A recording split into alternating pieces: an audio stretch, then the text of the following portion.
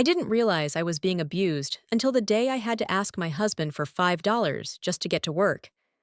From the outside, our life looked normal. We rented a small house. I worked as a caregiver at an assisted living facility. My husband, Mark, ran a small landscaping business. When we first moved in together, it felt like we were a team. We opened a joint account for bills. Mark said it would be easier if all the money went into one place.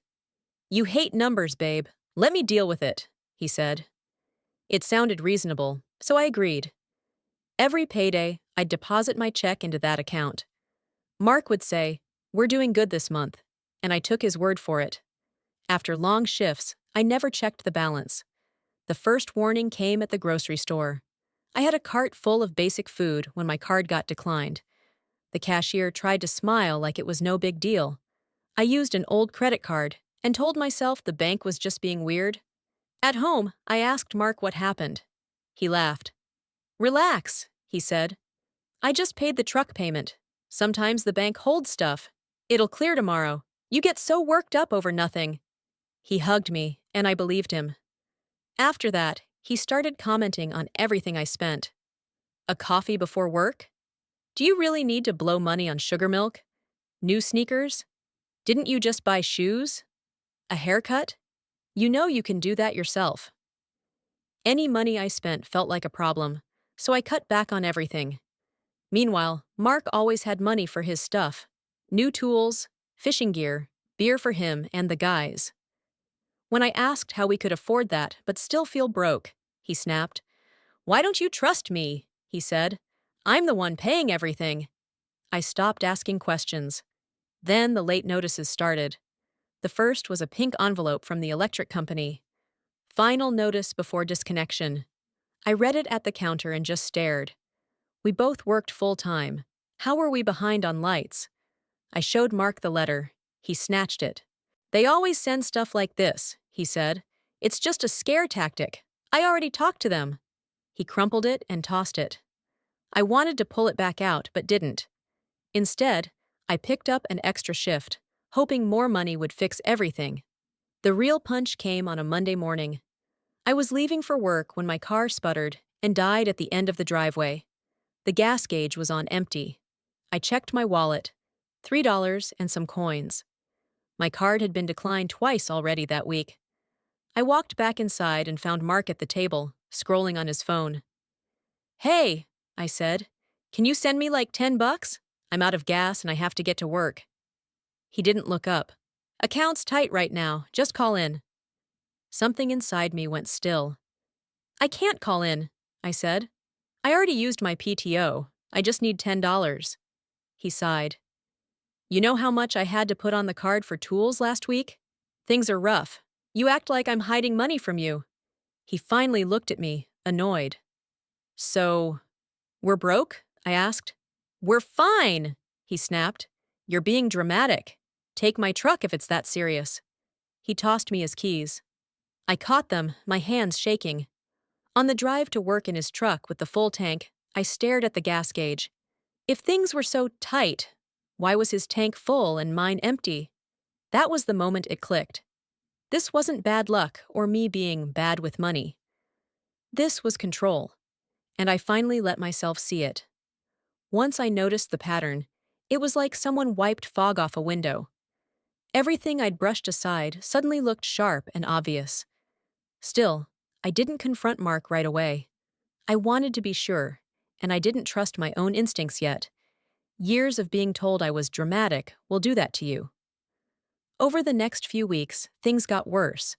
My paycheck would hit the account, and within 2 days, the balance was almost gone. When I asked about bills, Mark would either get irritated or act wounded. "You think I'm screwing you over?" he'd say. "God, you're ungrateful." The guilt worked for a while. I kept quiet. I kept working double shifts. I kept hoping it was just a bad season. But then I started finding little clues. A receipt stuffed under the truck visor for almost $200.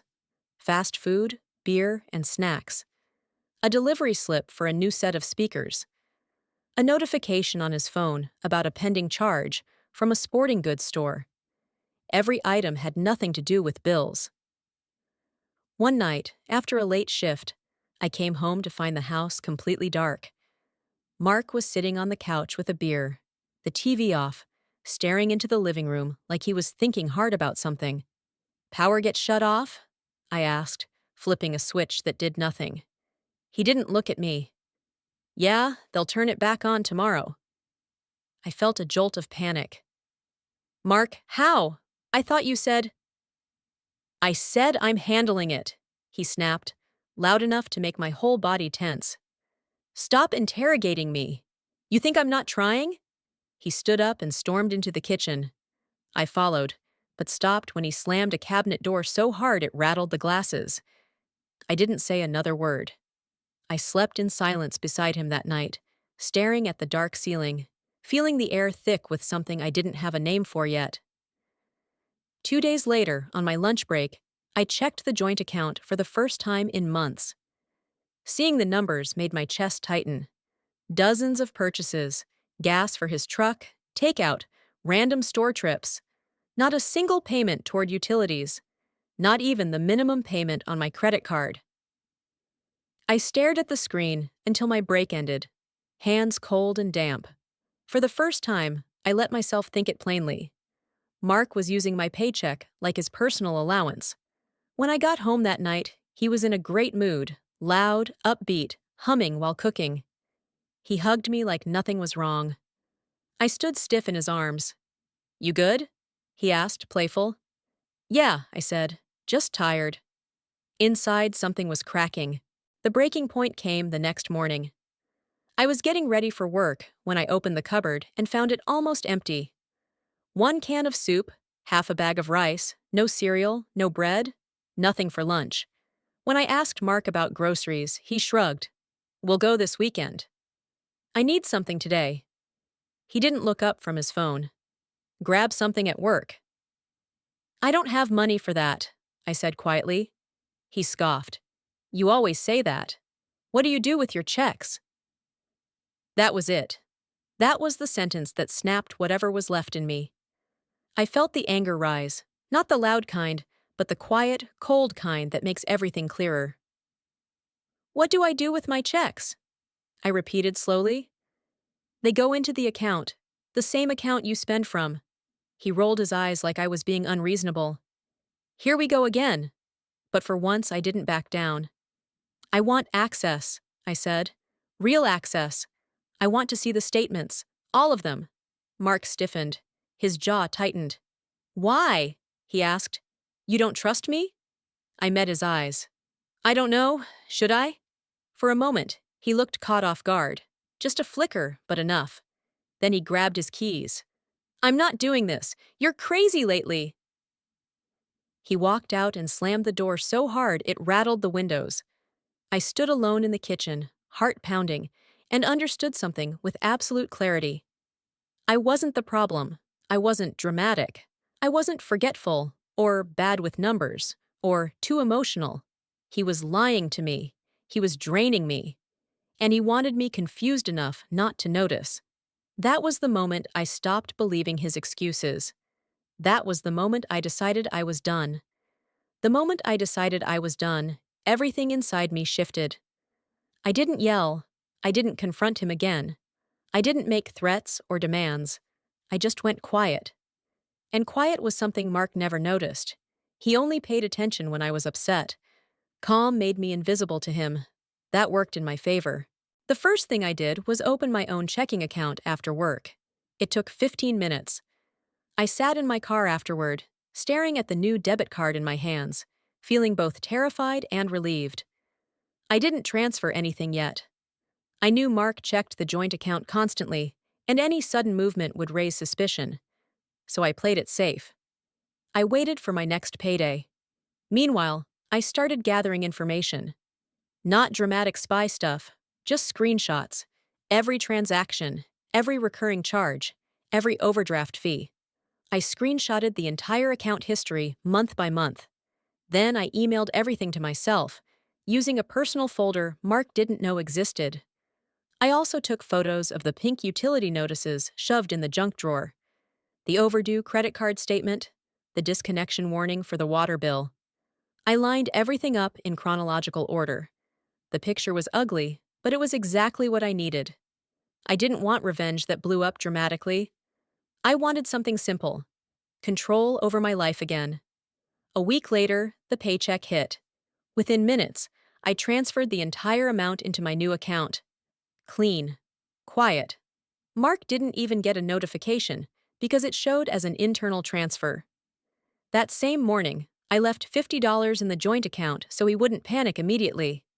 Then, I paid my own overdue credit card bill from my new account. I paid the electric bill. I bought groceries. Real groceries. Not the bare minimum stuff we'd been scraping by with.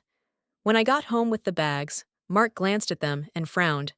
"What did you use to pay for that?" he asked. "My money," I said. He narrowed his eyes. "From the account?" "Yeah," I lied easily. "There was plenty in there." That satisfied him. He went back to watching a fishing video, no idea that the financial leash he kept around my neck had just snapped. The next few days were the calmest I'd felt in years. I packed lunches for work.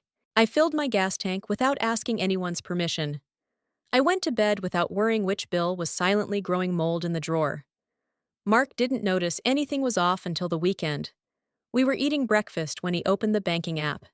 His expression went from bored to confused to irritated in about 3 seconds. "Where's the money?" he asked sharply. I sipped my coffee. "What do you mean?" "My paycheck hit yesterday and it's almost gone. What did you buy?" "I didn't buy anything," I said. And it was true. He stared at the screen, jaw tight. "Something's wrong. You need to stop spending without telling me." I set my mug down and looked him in the eye. "I'm not spending anything from that account anymore." He blinked, thrown off. "What does that mean?" "It means my money goes where I put it," I said. "Not into a black hole." For a second, he looked genuinely stunned. Then his face twisted. "You're insane. You think I'm stealing? You think I'm using you?" I didn't raise my voice. I didn't argue. I just stood up, grabbed my keys, and said, "I know what you've been doing, and I'm done." I walked out, leaving him red-faced and sputtering behind me. Over the next 2 weeks, I let everything unravel naturally. I stopped covering his overdrafts. I stopped spotting him money for gas. I stopped pretending not to notice when he bought beer or fast food. The joint account kept dipping lower and lower because he couldn't manage it when it wasn't constantly being refilled by my paycheck. He blamed the bank. He blamed the economy. He blamed stress, bad luck, everything except himself. But every time he opened that app, he saw the same thing. Without my income, his financial world fell apart. And he knew it. He didn't say it out loud, but I saw it in the way he avoided my eyes, in the thin edge of panic in his voice, in the way he suddenly became overly polite. Meanwhile, I was building a quiet exit. I saved every penny I could. I packed a few boxes and hid them in the trunk of my car. I updated my emergency contact at work. I told my supervisor that I might need a schedule change soon. Everything was small, careful, invisible. The revenge wasn't dramatic. It was simply this: I stopped feeding the person who had been draining me dry, and he had no idea what was coming next. The morning everything finally broke open was strangely quiet. Mark was already pacing around the living room, checking the banking app over and over, like it was going to magically refill itself. I walked in with my coffee, calm in a way that I think bothered him more than anything. "We need to talk," he said immediately, voice tight. I sat down. "Go ahead." He turned the phone toward me. "There's nothing in the joint account. Nothing. What are you doing? Where's your money going?" "My money goes to my bills," I said. "Not yours." His face twisted. "Bills? What bills? You're acting like I don't handle everything. You're trying to sabotage us. You're trying to make me look like the bad guy." I took a slow breath. "You don't pay the bills, Mark. You haven't paid them in months." He opened his mouth, ready to argue, but I pulled out my phone and opened the folder of screenshots. I didn't hand it to him. I just turned the screen so he could see. Every overdraft, every purchase, every ignored utility notice. He stared, silent for once. Then I showed him the picture of the electric shutoff warning he'd crumpled, the water bill he'd hidden, the credit card statement with charges he'd made under my name.